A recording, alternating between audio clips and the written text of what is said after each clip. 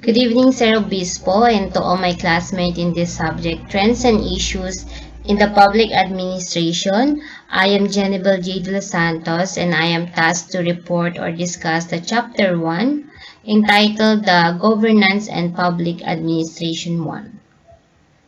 So I know that all of you are very familiar with the word governance. Pero ano nga ba ang governance?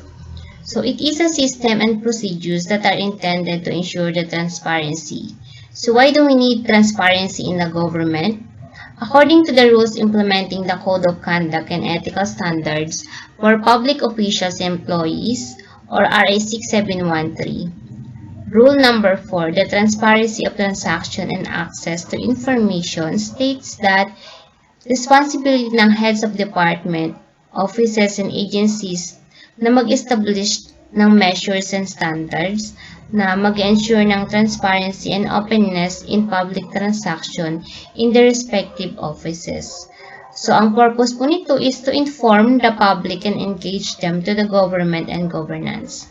Next is accountability, which is also related to responsibility. So sabi nga, a lower degree of accountability in the government na encourage siya ng systematic corruption na nagre-result ng governmental decay and the loss of public trust and confidence in the public institution.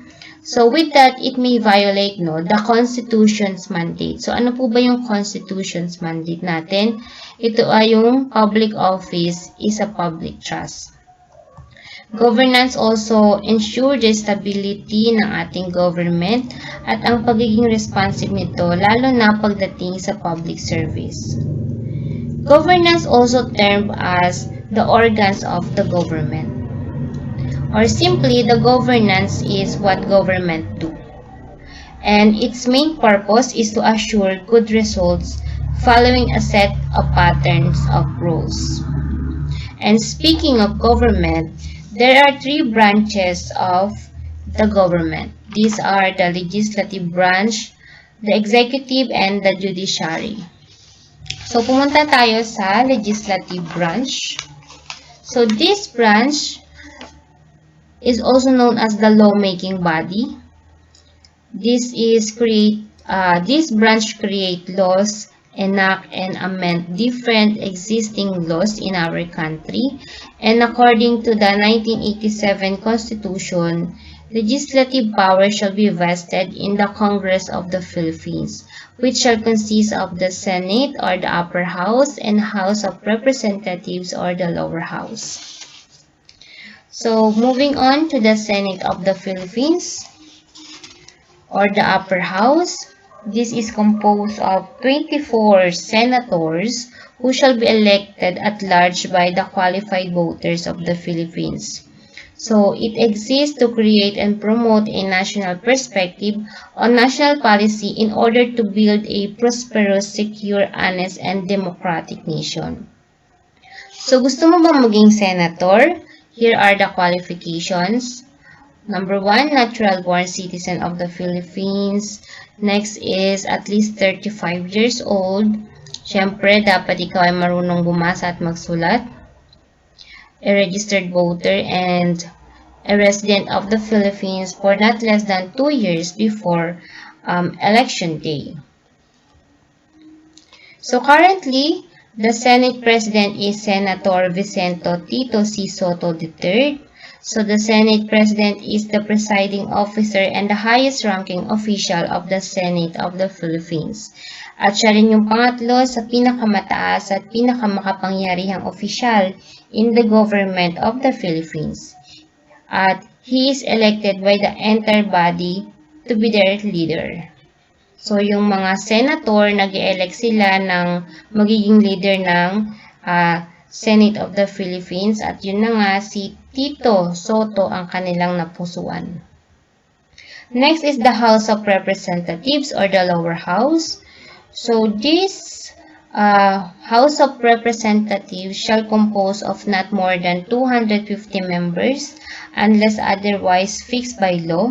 20% of whom must be party list representatives. These members are the congressman and the congresswoman, and one of their functions is to represent the district a province, or a certain group. So, gusto mo bang maging member ng House of Representatives? Ito na po ang qualification. Natural-born citizen of the Philippines, at least 25 years old, able to read and write, and except the party list representatives, a registered voter, and a resident for at least 1 year in the district where she or he shall be elected. So at present, our Speaker of the House of Representatives is Honorable Lord Alan J.Q. Velasco. He is currently a congressman representing the Marinduque Legislative District. So the Speaker of the House of Representatives of the Philippines is the leading official and the highest official in the lower house. At siya rin yung pang-apat sa pinakamataas at pinaka-powerful official in the Philippine government. So next naman sa ating branch is the executive branch. So this branch is composed of the President of the Philippines, the Vice President, and the Cabinet Secretaries. So first is the President. So according to the Article 7 of the Philippine Constitution, Section 1, vests the executive power on the President of the Philippines. So the President is the head of state and head of government, and function as the Commander-in-Chief of the Armed Forces of the Philippines, at bilang Chief Executive, meron siyang control over all the executive department, bureaus, and offices. So bilang Pangulo, siya yung pangunahing representative ng ating bansa sa mga international relations. Meron din siyang kapangyarihan sa ikakaunlad ng ating bansa at kung paano niya iresolba yung mga challenges na kinakaharap ng ating bansa. So, the President is limited to a single 6-year term. So, hindi na siya po pwedeng tumakbo muli sa pagkapangulo pag natapos niya na yung 6 na taon na kanyang termino. Also, ayon sa Section 16 of 1987 Philippine Constitution, the President may nominate with the consent of Commission on Appointments.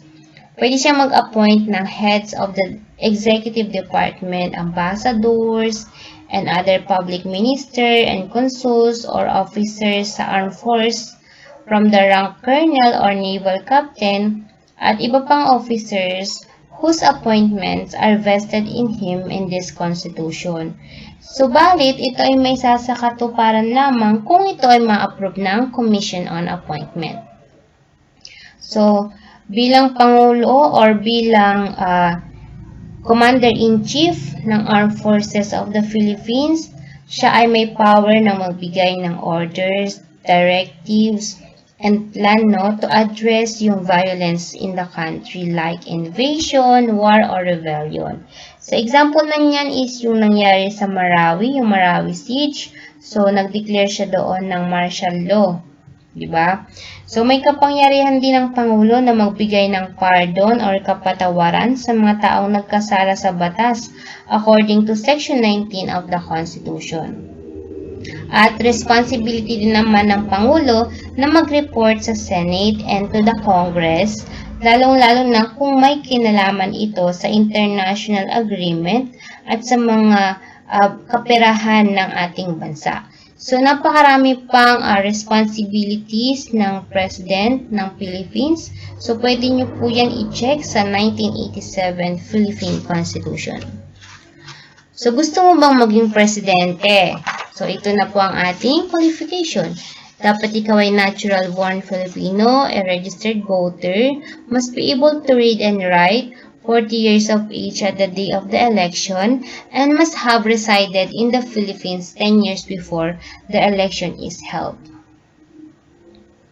Next one is the Vice President. So the Vice President of the Philippines is elected by direct vote by the people for a term of 6 years and may run for re-election once. So according to the Constitution, the Vice President may concurrently assume a cabinet position should the President of the Philippines offer the former one. So, ibig sabihin, pwede siya magkaroon ng cabinet position. Depende po yan sa Pangulo ng Pilipinas kung bibigyan siya. So the Vice President will become a secretary concurrent to the position of Vice President. Okay.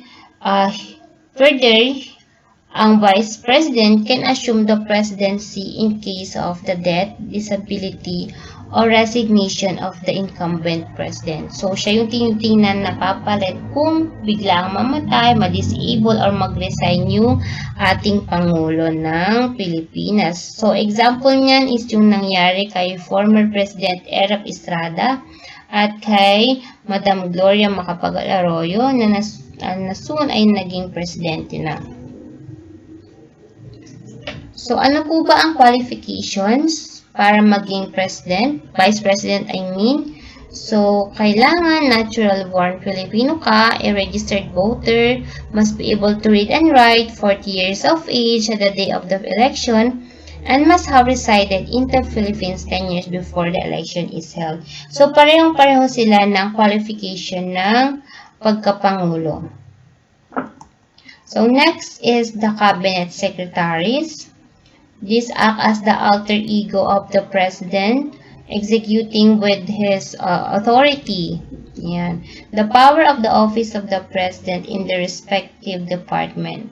So, ang mga cabinet secretaries ay ang mga namumuno sa iba't ibang departamento ng gobyerno. Yan. So, the number of cabinet secretaries varies from time to time depending on the need of an administration. So, according to the Administrative Code of 1987, the President of the Philippines may create or dissolve any department as he sees fit. So, pwede siya mag-create or mag-dissolve ng kahit anong departamento na nakikita niya na kailangan ng ating bansa. At ayun nga, according to the Article 7, Section 16, pwedeng mag-appoint ang presidente ng napupusuan niya para maging head ng executive department. Yun. So, depende nga pa rin kung i-approve po yun ng Commission on Appointment. So, tumungo naman tayo sa judicial branch or Philippine Judiciary. So, this branch interprets the law, set legal controversies, hold the power to settle controversies involving rights that are legally demandable and enforceable. So, it is the system of courts that interprets and applies the law in the name of state. It provides mechanism for resolution and dispute. So, trabaho ng judicial branch na magbigay ng clear interpretation of the law.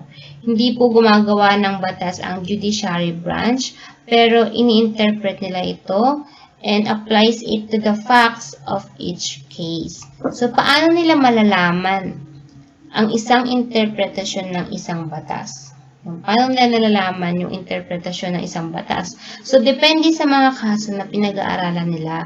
Kaya nga po mayroong kaso ang isang tao at siya ay nakulong, meron siyang kakayahan na patunayan na hindi siya guilty at ang magsasabi based on facts and cases ay ang judiciary branch. Thus, ensuring equal justice under law. So, trabaho ng judicial branch na mapanatili ang pagkakaroon ng pantay na judgment at hustisya sa lahat ng mamamayang Pilipino. So, judicial power rests with the Supreme Court and the lower courts. So, kung ang may kapangyarihan sa legislative branch ay ang mga senator at ang mga Congress, no? Sa executive branch naman, ang kapangyarihan ay nasa leader, specifically sa presidente. Dito naman sa branch na ito, ang judiciary branch, ang may kapangyarihan ay nasa Supreme Court and the lower courts, particularly sa mga justices na namumuno sa bawat korting ito.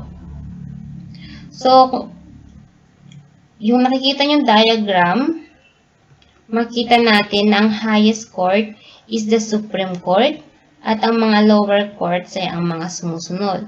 So, andyan ang Court of Appeals, Sandigan Bayan, Court of Tax Appeals, Regional Trial Courts, Sharia Courts, Sharia District Courts, at meron pang mas mababang mga korte sa ilalim nila. Yan. So, tumungo tayo sa Supreme Court. So, this is the higher court. It consists of 14 associate justices and 1 chief justice. Its functions are judicial and administrative. Judicial ay may kinalaman sa interpretasyon ng batas, habang ang administrative naman ay ang pamamahala ng Supreme Court sa mas mababang korte na nasa ilalim ng judicial branch. Also, the Supreme Court has the function of administrative supervision sa lahat ng courts at sa mga personnel nito. So, tumungo naman tayo sa Court of Appeals. So, this is the second higher judicial court. Consists of 68 associate justices and 1 presiding judge. So, ano po ba ang function ng Court of Appeals? Halimbawa, ang isang tao ay nahatulan sa mas mababang korte, pero sa tingin niya ay maaari niya pa ding mapatunayan na siya ay inosente, maaari niya itong iapela sa Court of Appeals.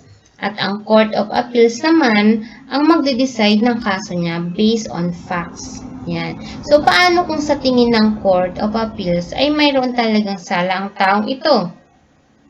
So, that's the time na pupunta siya sa mas mataas na korte, which is the Supreme Court. Kung ano ang desisyon ng Supreme Court, ito na ang final na hatol sa isang tao kung siya ba ay guilty or not guilty. So, next is the Sandigan Bayan. So, this is a special court which was established to decide criminal and civil cases against government officials and employees accused of graft and corruption and similar case. So, this is the result of People's Advocate. So, ang korting ito ay tumatalakay sa mga kaso ng mga government officials and employees, lalo na kung may kinalaman po ito sa graft and corruption. Next is the Court of Tax Appeals. This is a special court of limited jurisdiction and has the same level with the Court of Appeals. It consists of 8 associate justices and 1 presiding justice. So, ano ang focus ng Court of Tax Appeals? It involves criminal violation and collection of revenues under National Internal Revenue Code and Tariff Custom Code. Yan.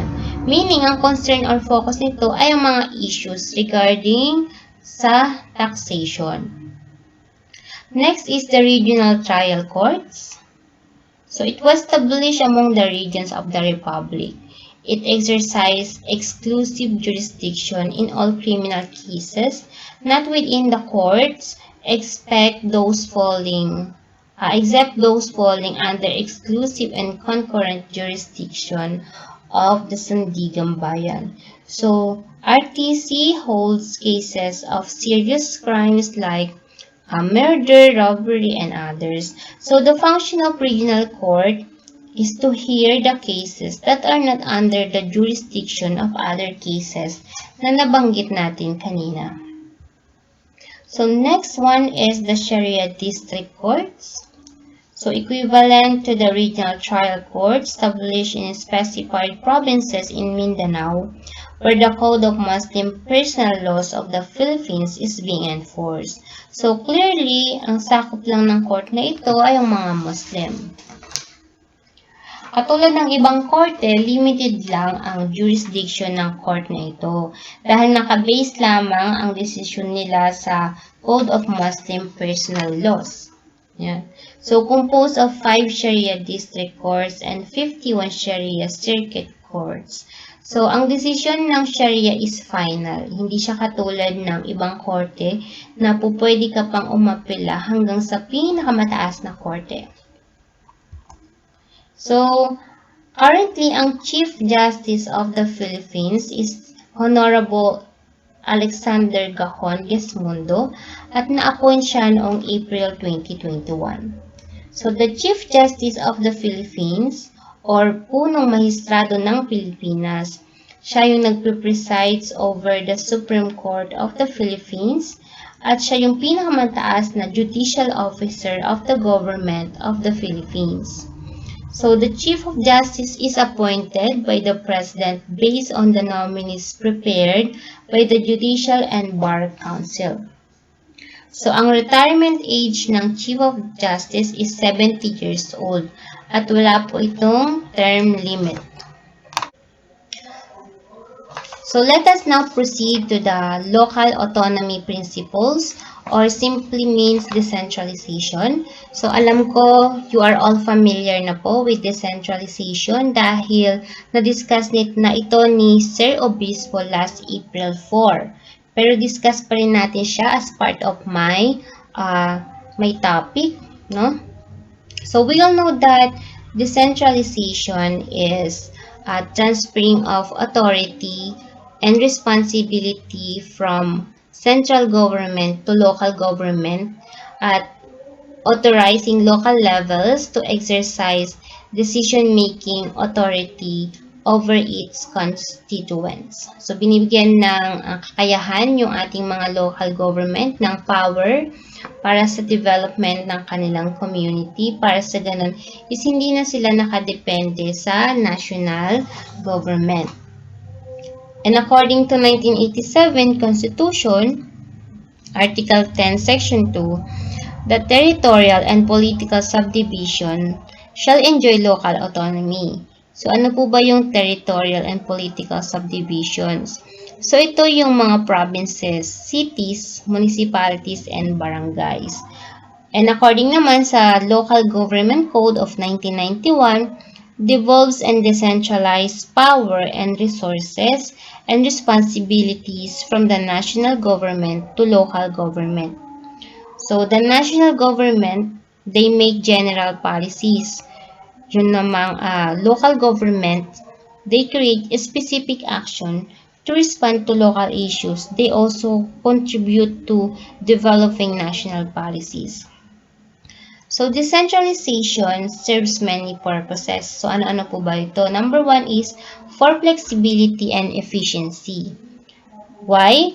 Para sa ganun is yung LGUs can respond quickly to unique and changing needs.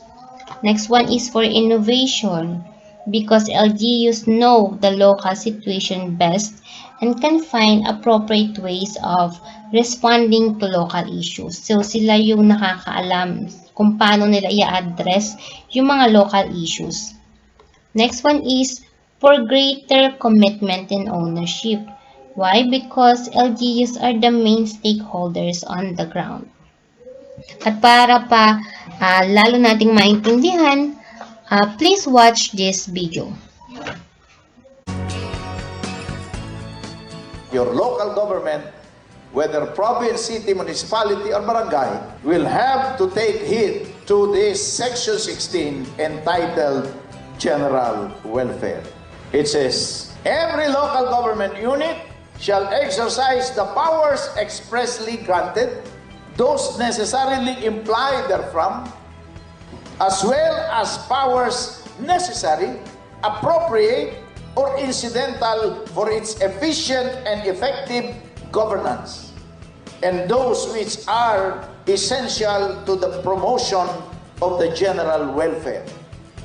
Within their respective territorial jurisdiction, local government units shall ensure and support, among other things, the preservation and enrichment of culture, promote health and safety, enhance the right of the people to a balanced ecology, encourage and support the development of appropriate and self-reliant scientific and technological capabilities, improve public morals, enhance economic prosperity and social justice, promote full employment among their residents, maintain peace and order, and preserve the comfort and convenience of their inhabitants. Among other things, that means pwede pang magdagdag dito. So what does it mean? You are the game changers. From the national government, ano na na-devolve? Completely. Agriculture. Ang magbabayad sa agriculturists and other extension workers, ang municipal government. Health is devolved. Sino magbabayad sa inyong municipal doctor and staff and nurses? Midwives, kayo. Social welfare, municipal social welfare development officer, and the staff, kayo. Kayong hahanap ng statistics, the poorest of the poor in my hometown. Housing program for them, for the poor. Kayo rin, function nyo rin yun. The mayors are closest to the ground. And under the Local Government Code of 1991, whatever happens to your respective towns or municipalities, you are responsible. The success or failure of your towns will depend largely or primarily to your leadership. To complete the decentralization process, you have to organize your development council. There is a barangay development council, there is a municipal development council, there is a city development council, there is the provincial development council, and regional development council. But responsibility and authority will be meaningless if you do not have the resources to address or carry out your responsibilities and exercising your authority. May share tayo sa internal revenue taxes. 60% goes to the national government. 40% will be divided among the local government units, the provinces, cities, municipalities, and barangay. Provinces, 23%, cities, 23%, municipalities, 34%, and barangays, 20%. If you lack funds, still, you can ask for assistance from the national government. You can convince your congressman, pakilagay mo naman itong item na ito sa budget ng Public Works. Congressman, ilagay mo naman itong item na ito sa budget ng Department of Education. Congressman, pakilagay mo itong item na ito, kukuhanin sa PAGCOR or whatever it is, for sports development in my hometown. Yun ang mga dagdag pa na pwede niyong pagkuhanan ng inyong pondo.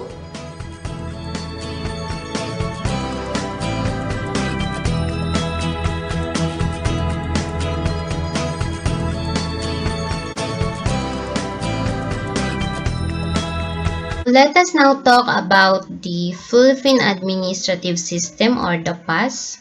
So it is a network, of an organization with specific rules and programs. So involves dito yung internal procedures which are constituted to implement and support the public policies. So this system covers the public administration relationship with its immediate public in contact, as well as the Philippine administration reactions or how it is affected by the greater social, political, and economic environment within which it operates. So according to Bitonio, 2014, the Philippine administrative system empowers people through institutionalized access to Philippine administrative system services, transparency and decentralization na na-discuss na natin kanina, people's interest, simple process and usage of local language. Yan. So, ano po ba yung components ng Philippine administrative system? Meron dyan yung ating public organization. This includes the legal mandates, yung major function and structures, internal procedures, and interactive efforts. These perform the public function through defined rules and procedures internal to the organization. Responsible for implementing public policies. Yan. Na na-discuss na nga natin is yung mga nag-i-implement ng mga public policies at nag-create ng mga policies is yung mga yung legislative and executive branches ng government. So, conscious of the different kinds of clientele that it deals with socio-political economic environment, and PAS, a part of the bigger social system, with competing claims to limited resources and institutions play a role in determining the utilization of resources, which is very important para sa ganun is masupport, no, yung ating mga sangay ng gobyerno. So, ano ba yung constitutional bodies ng Philippine Administrative System? Meron dyan is yung ating Civil Service Commission or the CSC. Alam naman natin na ang task nito is to oversee the integrity of government actions and processes. So, the CSC is the Central Personnel Agency of the Philippine Government. Responsible yan sa mga policies, plans, and programs na concern sa civil service employees. The next one is the Commission on Audit or the COA, na alam naman natin ang kanyang primary function is to examine, mag-audit at mag-settle ng lahat ng accounts and expenditures of the funds and the properties of the Philippine government. And last but not the least is the Commission on Election or the COMELEC. So, ang principal role nito is to enforce ng lahat ng batas and regulations, no, relative to the conduct of elections in the Philippines. So, in compliance to the guidance of Sir Obispo to look for an issue that is related to our respective report, we all know that our government faces different kind of issues and challenges. And one of the biggest issue and problem of our government is corruption. So corruption is a significant obstacle to good governance in the Philippines. And all of us actually know that. Further, Machiavelli popularized the oldest dimension of corruption as the decline of virtue among political officials and the citizenry. The psychologist Horst Eberhard Richter's modernized version defines corruption as the undermining of political values, while sociologist Christian Hoffling and economist J.J. Centura both characterize corruption as social illness. The latter define corruption as the misuse of public power for one's profit. So in the Philippines, there are specific types of corruption. Number one is the tax evasion. So this refers to the refusal of declaring an actual annual income and to pay the corresponding taxes to the government. So usually na-observe ko dito, based na rin sa experience ko, is ginagawa ito ng mga private sector or yung mga businesses, no? Next one is the ghost projects and payrolls. This is done by the higher officials of the government, whereby non-existing projects are financed by the government, while non-existing personnel or pensioners are being paid salaries and allowances. So, this practice is very rampant in government agencies involved ng formulation and implementation ng mga programs and projects, particular na yung mga infrastructure and in the granting of salaries, allowances, and pension benefits. Next one is the evasion of public bidding in awarding of contracts. So, government offices, particularly yung bids and awards committees or yung back forgo, the awarding of contracts through public bidding or award these contracts to favored business enterprises or contractors. Pag yung yung isang government agencies, meron silang mga projects, no, meron po kasing mga bidding doon. Sometimes yung member of bids and awards committees are very subjective na of awarding the contract to those who can provide them with personal benefits. So, passing of contracts in the construction of infrastructure projects, contractors have the practice of passing the work from one contractor to another, and in the process, certain percentage of the project value is retained by each contractor and subcontractors, resulting to the use of substandard materials or even unfinished projects. So, ito po yung isa sa nakakalungkot kasi nasasayang yung pera ng gobyerno. No? Nepotism and favoritism. So, we are all familiar with that. Government officials, particularly those occupying high positions, tend to cause the appointment or employment of relatives and close friends to government position even if hindi sila qualified or eligible to discharge the functions of that office. So, minsan ito yung root causes of inefficiency and the overflowing of government employees in the bureaucracy. Next is the extortion. No, this is done by the government officials against their clients by demanding money, valuable items, or services from ordinary citizens who transact business with their office. So this is rampant in agencies issuing clearances, no, and other documents, those involved po ng may recruitment, ng personnel or those performing services that directly favor ordinary citizens. So, protection of money, also known as TOM, that we are all know. This is a form of bribery which is done by the citizens performing illegal activities and operations. No? So, they deliver huge amount of money to government officials, particularly those in exchange for unhampered illegal operation. The law enforcement officer who receives the money will be duty-bound to protect the citizen concerned together with his legal activities from other enforcement authorities. This is practiced mostly by gambling lords and those engaged in business without the necessary permits. Last but not the least is the bribery. The lagay system, no, or the act of citizens to bribe government officials occupying sensitive position in the government is perpetuated due to bureaucratic red tape. So the most frequently employed method is offering considerable amount of money to a government official who can facilitate the issuance of the desired documents and those agencies deputized to make decisions on particular issues. So kung napansin niyo dito sa specific types of corruption in the Philippines, hindi lang government officials, hindi lang public officials, government employees, no?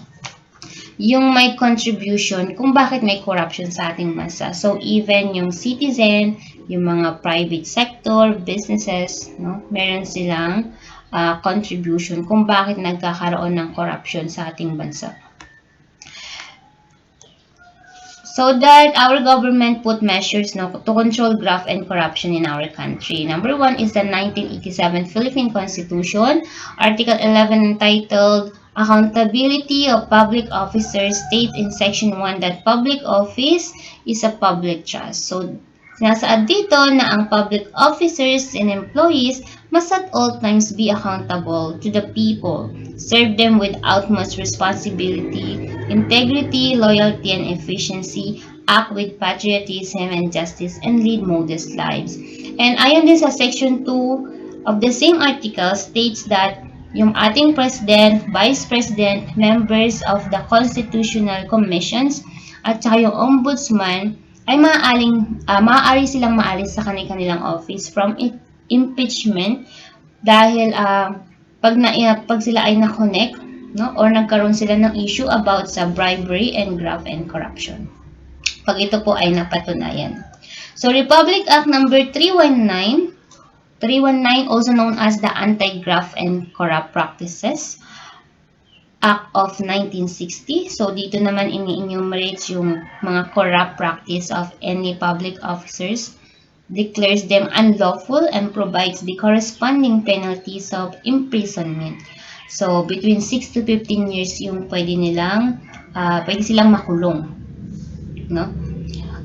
Next one is the Republic Act 6713, also known as the Code of Conduct and Ethical Standards for Public Officials and Employees, ng 1989. This act promotes high standard of ethics and requires all government personnel to make an accurate statement of asset and liabilities, disclosure of net worth and financial connections. So, yan yung ating ginagawang SALN every year. It also requires new public officials to divest ownership in any private enterprise within 30 days from assumption of office. So, Executive Number 292 of the Administrative Code of 1987. This order reiterates the provisions embodied in Section 1, Article 11 of the 1987 Constitution. It also gives the President the power to institute proceedings to recover properties unlawfully acquired by public officials and employees. So, meron din tayo dyan yung Republic Act Number 6770, also known as the Ombudsman Act of 1989, provides the functional and structural organization of the Office of the Ombudsman to address the corruption. So, RA 7080, also known as the Act defining and penalizing the crime of plunder. So, this act penalizes any public officer who by himself or in connivance with member of his family, relatives by affinity or consanguinity, business associates, accumulates or acquires ill-gotten wealth through a combination of series of event criminal acts, an aggregate amount of total value of at least 50 million pesos. So last is the RA 8249, also known as the Act further defining the jurisdiction of the Sandigan Bayan. So, na-discuss na natin kanina na ang Sandigan Bayan is a special court, no, na nag-hear ng mga cases ng mga government employees, public officials na tungkol sa graft and corruption. Okay. So, meron tayong mga constitutional anti-corruption bodies. So, the 1987 Constitution created this to deal on graft and corruption and to effectively implement provisions of public accountability. So, this one is the Office of Ombudsman. So, it investigates and acts on complaints filed against public officials and employees and serve as the people's watchdog of the government. So, yung CSC, na alam na na-discuss na natin kanina, this is the Central Personnel Agency of the government, which is mandated to establish a career service and promote moral, efficiency, integrity, responsiveness, progressiveness, and courtesy in the civil service. No? Next is, and also nga pala, it has jurisdiction over administrative cases, including yung graft and corruption brought before it on appeal. Yan, yung ating CSC. And the Commission on Audit or the COA, na-discuss na rin natin kanina. So, this is a watchdog of the financial operations of the government.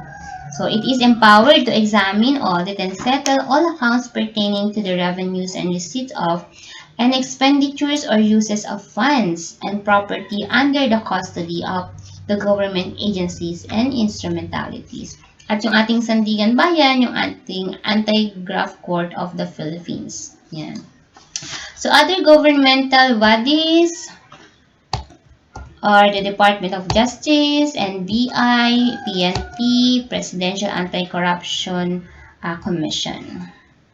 So, kung matatandaan ninyo, nung umupo si President Duterte sa administrasyon, isa sa mga major concern niya is to end corruption. At ngayon na malapit na matapos ang kanyang termino, let us review kung napagtagumpayan po ba ni President Duterte na masupo itong corruption sa ating bansa. So, let us watch this video. It will be a clean government. Walang corruption. Wishful thinking? Perhaps. But Filipinos wanted change, and they were willing to take a chance with Duterte. This is the first time that somebody mentioned a deadline. But things are easier said than done. In 2017, a shipment of shabu from China worth 6.4 billion pesos slipped past the Bureau of Customs. Either customs is incompetent or corrupt. Only one customs broker and two other Filipinos faced charges. Customs Chief Nicanor Faldon was exonerated by the Justice Department and ultimately by Duterte himself. Former PDEA Director General Isidro La Peña would replace Faldon at Customs. In his watch in 2018, the biggest shipment of shabu yet, worth 11 billion pesos, again eluded customs agents. The rigodon of officials tainted with corruption would continue in his administration, despite his pronouncements that they would be booted out with even just a whiff of it. In 2017, Duterte created the Presidential Anti-Corruption Commission, or PACC, via an executive order. The PACC has tagged the Public Works Department, the Bureau of Internal Revenue, and Customs as the top 3 most corrupt agencies. But in early 2020, all eyes turned to the Immigration Bureau and its so-called Pastillas scheme. According to one senator, the Pastillas scheme masterminds netted some 40 billion pesos while running the operation. In the thick of the health crisis last year, an anti-fraud legal officer of the Philippine Health Insurance Corporation resigned due to alleged widespread corruption in the agency. Base sa aking investigasyon ng perang nawaldas at o ninakaw ay humigit kumulang 15 billion pesos. PhilHealth officials, including the agency's former president Ricardo Morales, are facing graft complaints before the Office of the Ombudsman. Speaking of indictments, the number of cases filed at the anti-graft court started to go down when Duterte's appointee, former Sandigan Bayan and Supreme Court Justice Samuel Martires, took over in 2018. Martires has been criticized for implementing policies that go against his mandate as ombudsman. He has moved to stop lifestyle checks. Martires also restricted public access to statements of assets, liabilities, and net worth, or SALN, saying the document had been weaponized against government officials. In his 2019 SONA, he practically threw in the towel. I have identified the enemy to dump us into this quagmire we are in. I have met the enemy face to face, and sadly, the enemy is us. President Duterte has vowed to fight corruption until the end of his term. But with less than a year to go before he leaves Malacanang, and with corruption still entrenched in some of the government's most corrupt agencies, Duterte has yet to fulfill a major campaign promise. AC Nichols, CNN Philippines.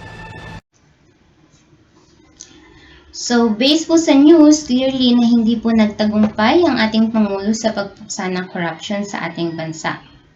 No? Sabi niya nga, corruption is endemic in government. You cannot stop corruption. Nobody can stop corruption unless you overthrow government completely. Kahit na napakadaming batas na ipinatutupad at mga ahensya na nagbabantay para masiguradong masugpo ang korupsyon sa ating bansa, ay patuloy pa din po itong nangyayari sa ating gobyerno. At bilang citizen and government employees, paano po ba tayo makakatulong sa pagsugpo ng korupsyon sa ating bansa? So we can help our government to end corruption through our commitment to transparency and accountability, because it improves the democratic governance. So the effectiveness of transparency is measured on the degree of accountability that it would provide to government personnel. As I have said earlier, transparency is a matter to open up government and governance to public scrutiny and encourage greater citizens' participation. So this diagram shows the interconnection between transparency and accountability as a component of ethical governance. So these are the 3 conditions for the effectiveness of information initiative. So condition 1, transparency practices in making information available. Condition 2, transparency practices in making information accessible. Condition 3, accountability practices in making information actionable. So, transparency is a tool to increase government accountability to the people. So, especially in a democratic setup katulad ng ating bansa. It is the sunlight that disinfects the dark corridors of power from inefficiency and corrupt practices. So, transparency is a fundamental element of abolishing corruption. Transparent governance is important to local governments and the communities they serve because corruption threatens good governance, leads to the misallocations of resources, harms public and private sector development, and distort public policy. So controlling corruption is only possible when government, citizens, and the private sector cooperate to ensure transparency. So in addition, the World Bank released top 10 ways on how to fight corruption. So let us watch this video.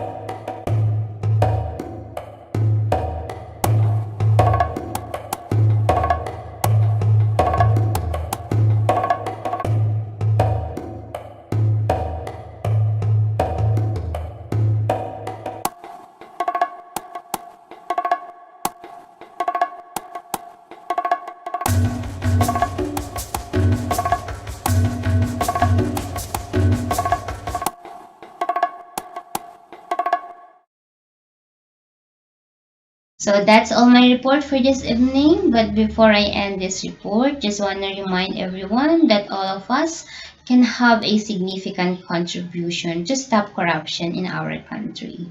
Therefore, let us be united in showing and strengthening our commitment to transparency and accountability, and together we can stop corruption.